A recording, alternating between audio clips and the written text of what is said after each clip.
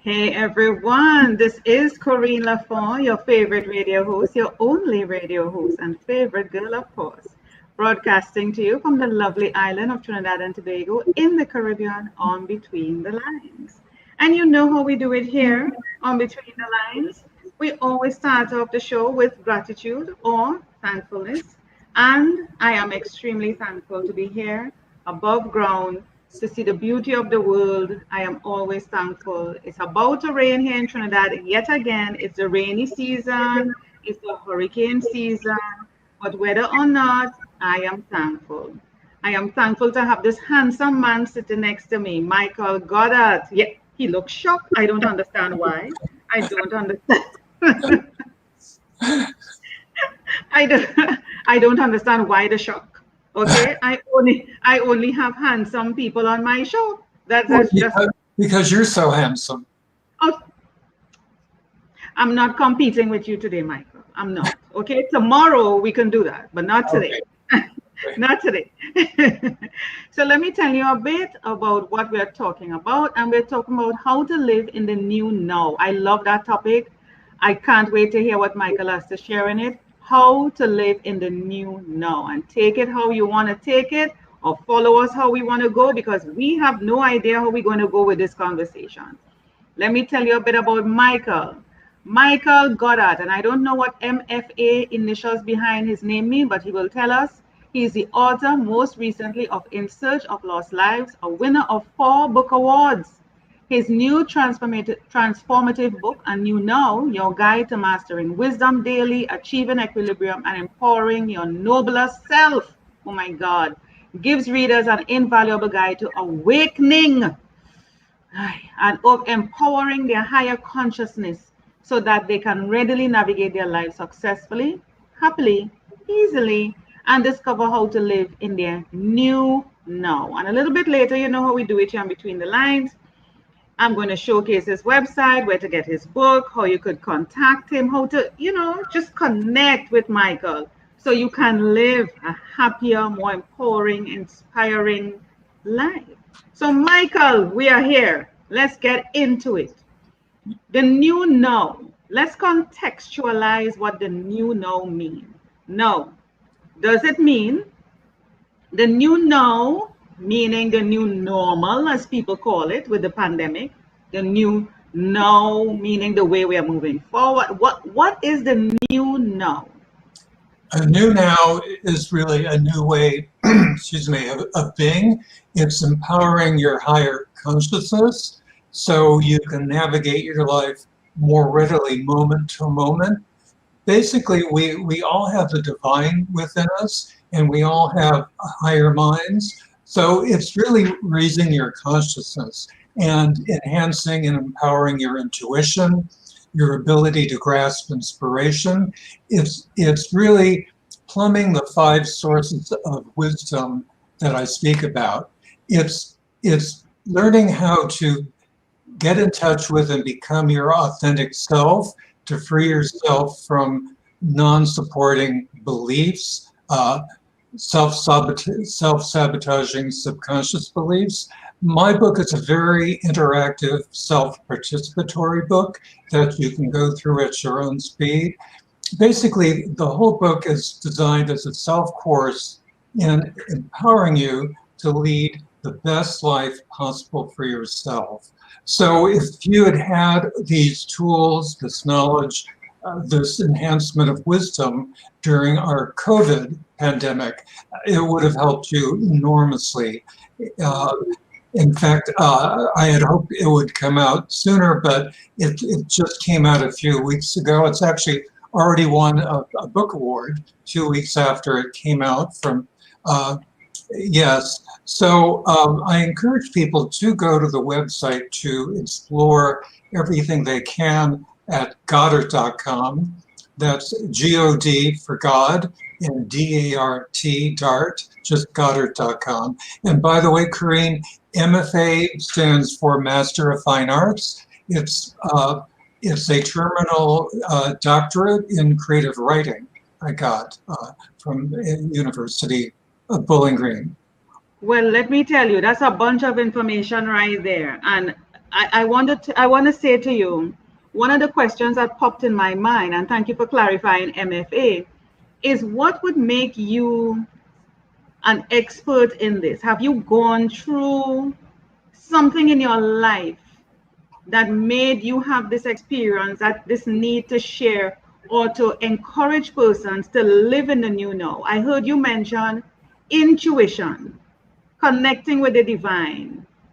Now, sabotaging beliefs, limiting beliefs, those type of things. A lot of persons are not in the space of awareness, Michael, to tap in to that level of awareness, to let go of the ego or tame the ego or separate themselves from the ego, to be able to know who they are, to even trust their intuition, which is the barometer for everything that guides them in their life. They will hear it talk and ignore it because they feel they know better than the intuition. So when you're talking about the new now and about becoming a better version of yourself, becoming more empowered, more aligned with the divine, more stronger intuitively, people are not there. So I want to know what experience you bring to the table that would make this an expert speaking to us here now, because it's good to talk about it, but I want to hear more about your life and what made you, because you didn't just wake up one morning, and this just happened, poof. something would have something would have had to catapult you or made you decide to do this. And congratulations, by the way, on your book award. And you mentioned timing.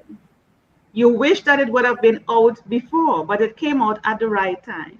So Yes, don't question when the universe makes things happen.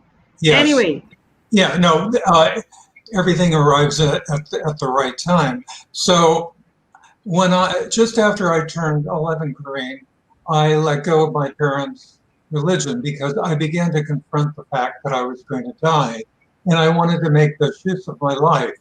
I wanted to achieve immortality, and I wanted to have a continuing consciousness of absolute bliss. This is the truth. This is exactly what came to me when I was 11. So I was searching all through my preteen and teen years. When I was 19, I began to meditate 2 to 5 times daily. Although the meditation path I was on, I knew was just temporary. But I began it before I had my junior year abroad in England at university. And just when I came back, I found the path I've been looking for. So I've been meditating for over 2.5 hours daily since I was 21, continuing to my wonderful advanced state.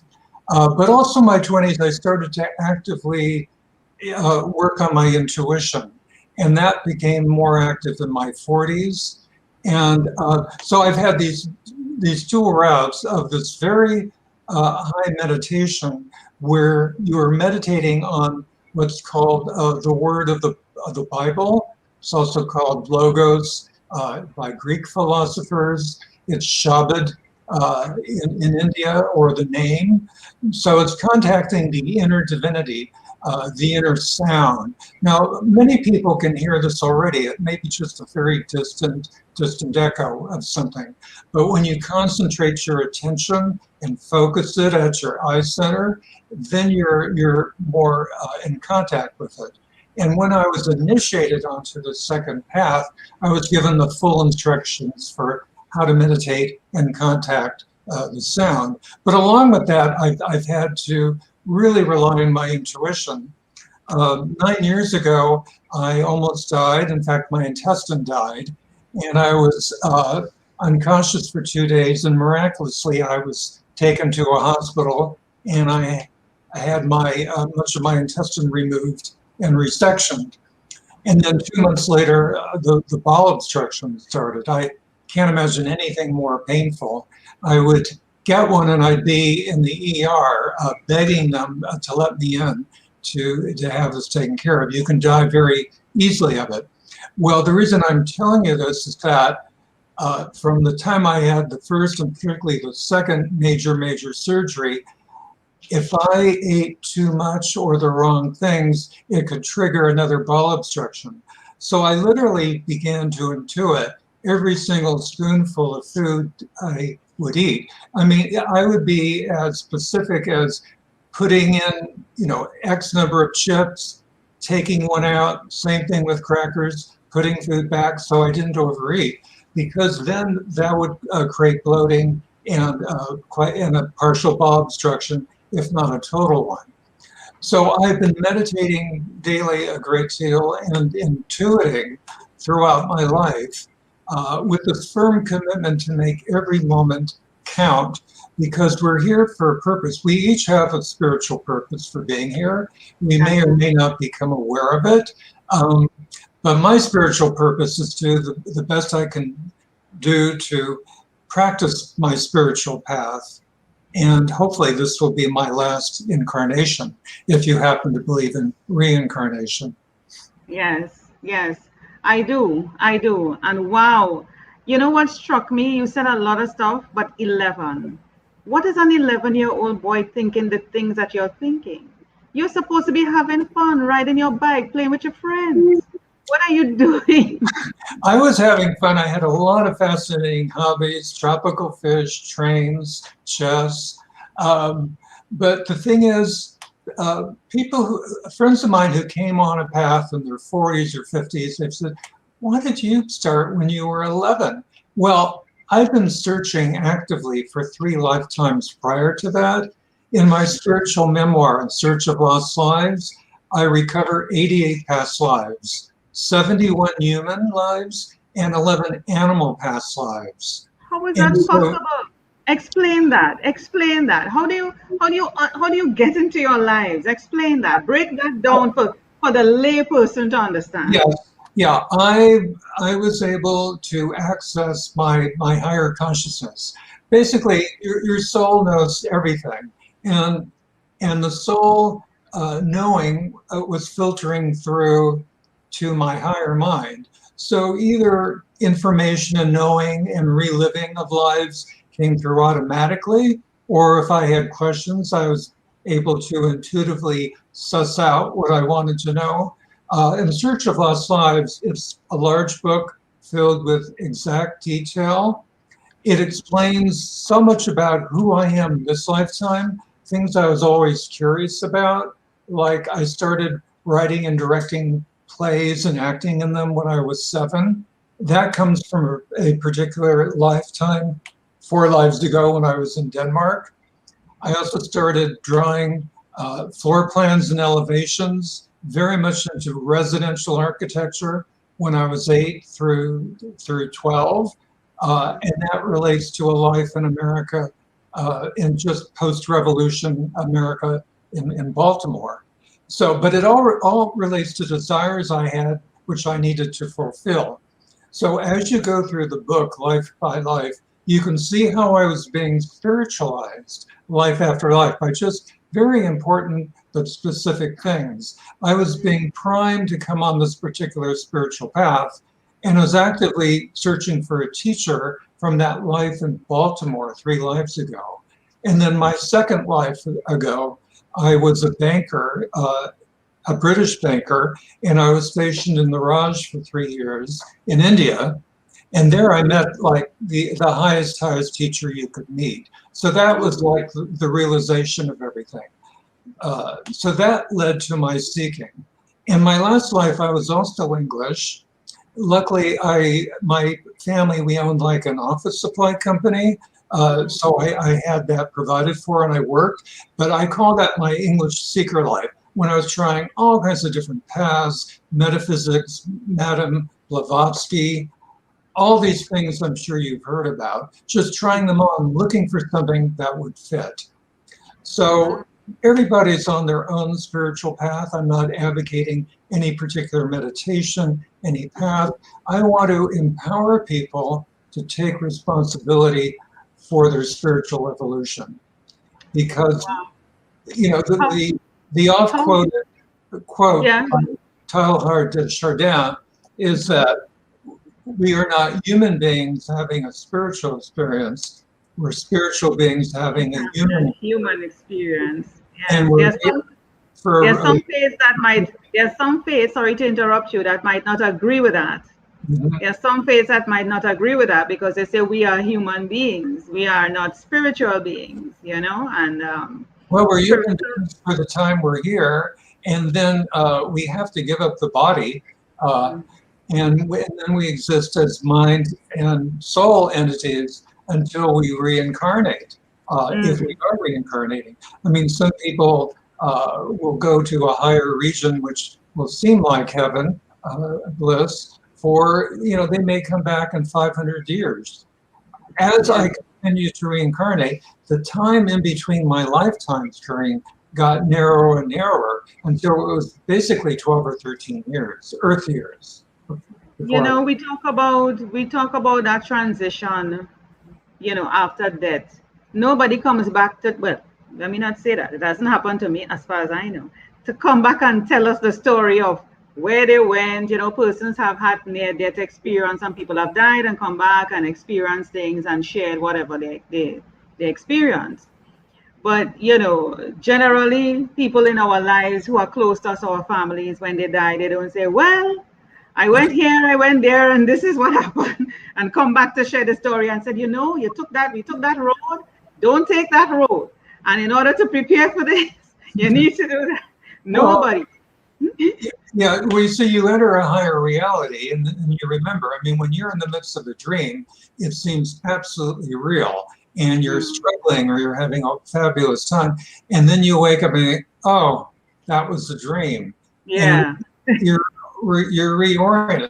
That's the way it is. We're actually, most of us are not meant to know our past lives. That's why this is such a tough school to operate in. Earth is a Mm. very challenging place. I It, mean, it, just look around the it, world. of course, it It, is challenging. I can't imagine being anywhere else. Just being here is challenging. But you know, I think for me, how I navigate it is on a spiritual level.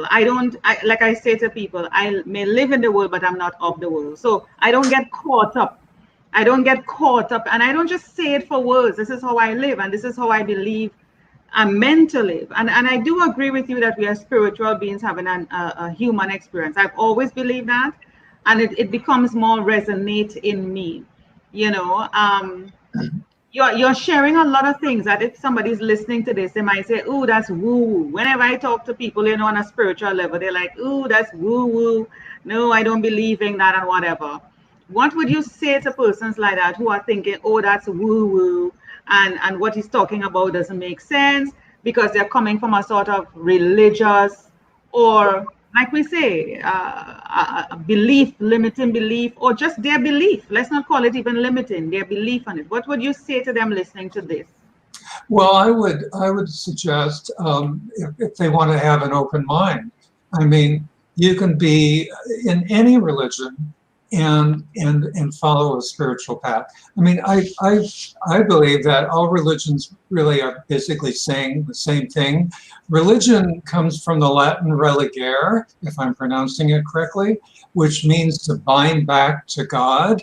So all religions started with the saint or the mystic who had that higher inner knowledge. Now, there are saints or masters among us who can regularly die and come back, actually.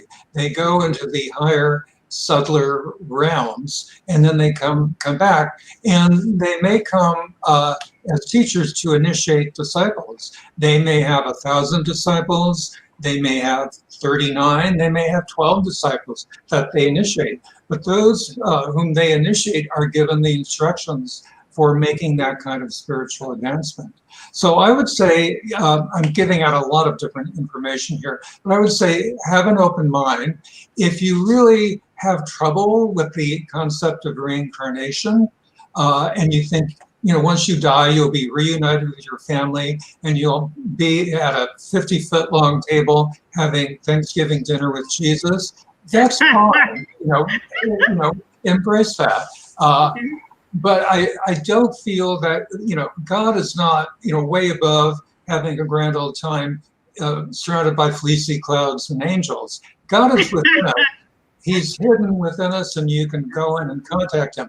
But the point I'm segueing to, if you really don't embrace the concept of reincarnation, read In Search of Lost Lives with an open mind, because I give example after example of things I wondered about, all these talents and aversions. Like I had very strong aversions to Spain and China, which I could never explain. I mean, I'm a world traveler. I've been to well over 50 countries, and I was kind of embarrassed about it. Well, in the book, I discover and recover what happened in a particular past life that led to the aversion. Very specific experiences. So very much who I am today is defined by who I have been. I mean, you know, you come into a family and you may be completely different from your brother or sister. Well, there's a reason for that. And it's not really that much to do with your blood and genealogy. It's who you've been in past lives and the impressions from those past lives, the unfinished business, the desires that are coming to fruition that formed in prior lives, the desires that are being played out. When I was an architect in Baltimore right after the American Revolution, I really struggled to make a living for my family. I had 4 children, and I was a commercial architect. I didn't get to design houses. That was a great desire of mine, to design residences. So that's really why I began that work when I was 8 years old. And by the way, I created a whole portfolio, Corine, and we sent it in right after we moved to San Francisco. Frank Lloyd Wright, who's one of the most famous architects we've had, he had an office there, sent in my portfolio. The head architect, Aaron Green, invited me in for an interview, and he offered me a job when I finished high school, which was very nice. But then I decided, this is not my path this lifetime. So I kept searching really for my spiritual path. You know what I'm hearing you saying, it so resonates with me, and it requires us to understand ourselves. So when you talk about past lives and the lives that we are living now, and a lot of people are asking these questions, Michael, what's happening with me? And I mean, I ask myself the same question, what's happening with me? Why isn't this working out? I mean, I have everything. You look at other people who may have the same or less, and it's working out for them. You have to really dig, go back in the past, go back. They talk about epigenetics. Just do the meditation and wait for the answers. And a lot of people are scared to do that.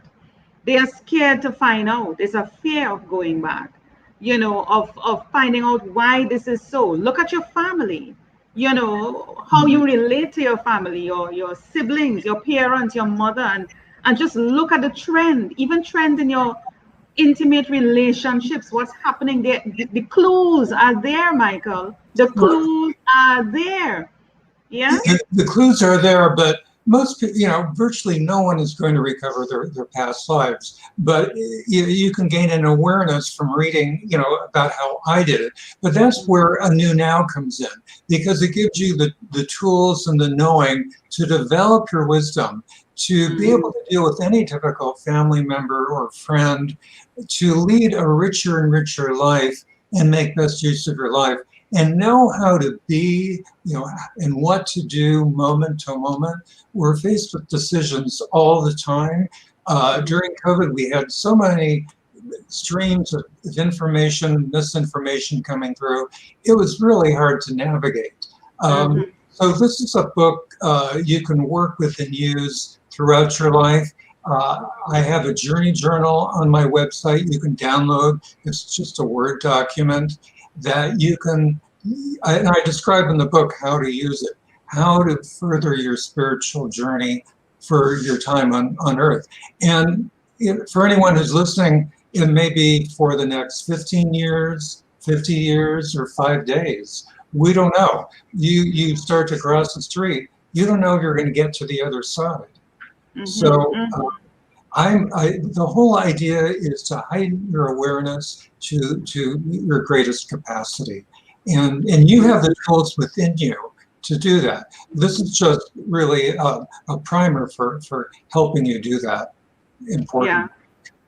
I am trying, Michael, to share the screen, and for some reason, it's blocking me here.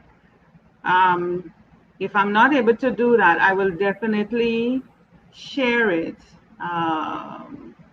when I'm promoting your show. But I'm having a little difficulty doing that. But we did mention the website, goddart.com.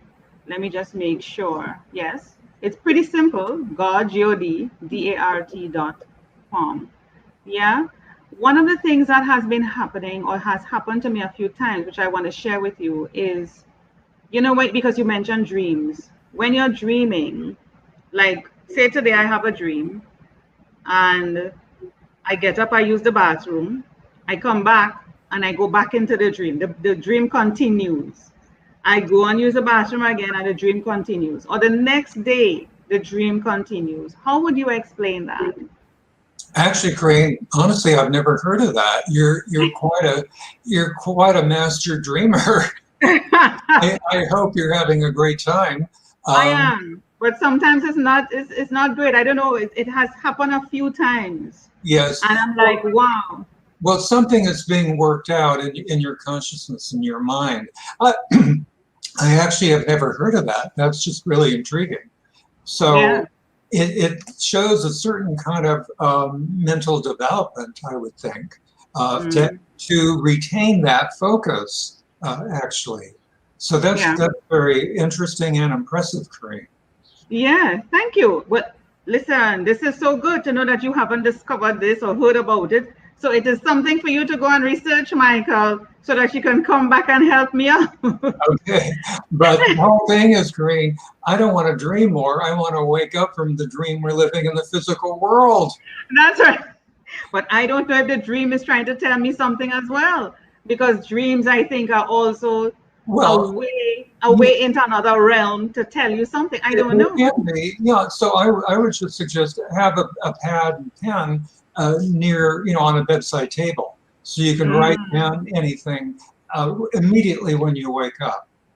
yeah, yeah. That That would that be sounds like a helpful.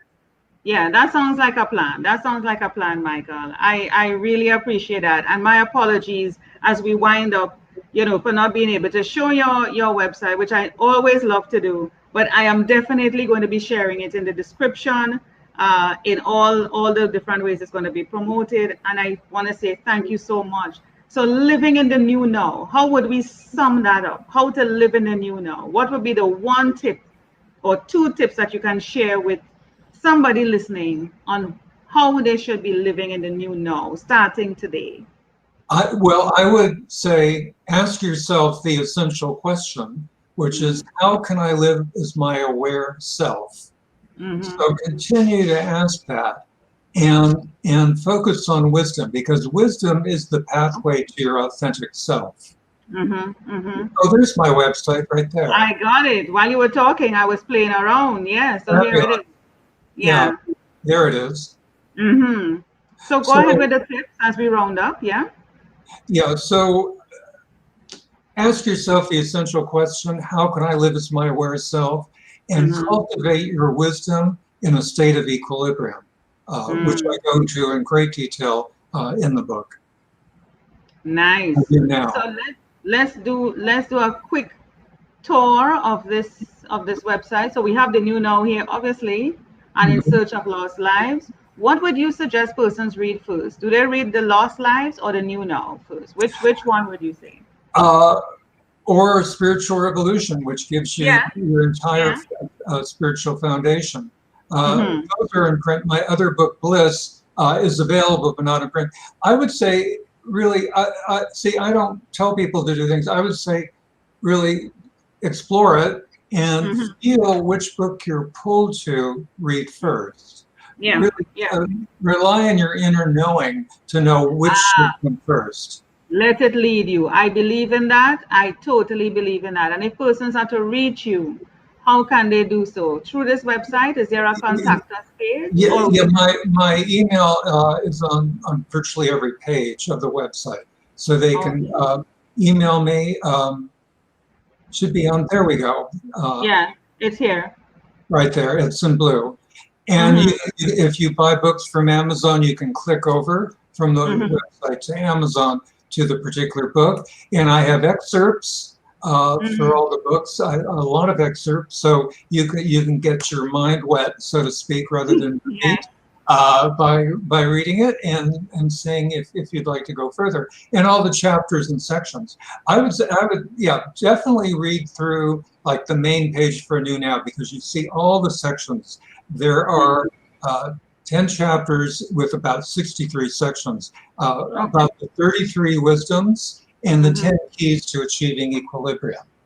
Nice. And I see you have loads of testimonials. So I know whenever I'm doing anything, the first thing I always look at are reviews and testimonials. So I would suggest people go through here if they're having a difficult time choosing, because you have 4 winning books there. So they can decide, okay, I need some help in tuition. What do I go and read first? So they can check testimonials. Yes. And also there are endorsements by reviewers with the book. Testimonials are from actual everyday readers, and endorsements are from people in the mind, body, spirit universe. Awesome. Awesome. This has been an awesome conversation. Can you imagine 30 minutes has gone so fast, but we packed in a lot of things. We really packed in a lot. We packed in a lot. And the conversation just flowed, Michael. You see? Thanks to you. Yeah, it's wonderful visiting with you. Yes, it's been a pleasure. And thank you so much, Michael, for sharing. You know what I want to sum up this whole interview with? You know, and this is why I like having persons like you know, coming from a spiritual perspective, to wake people up, to just kind of tickle the mind, just tickle the mind. Yes. So that you can start asking questions, seeking. Yes. Questioning. That's all it is. Just tickle the mind. Yes. And I love that. Thank you so much, Michael. Thank you, Corine. And one of the wisdoms is the wisdom of asking questions. You'll love that section in particular, Corine. I wonder why. I am going to check it out. Thank you so much, Michael, for being on Between the Lines, sharing your wisdom, your experience, everything that we need to know, because this is important for us in the new now. Thank you so much for being here. And thank you with all my heart.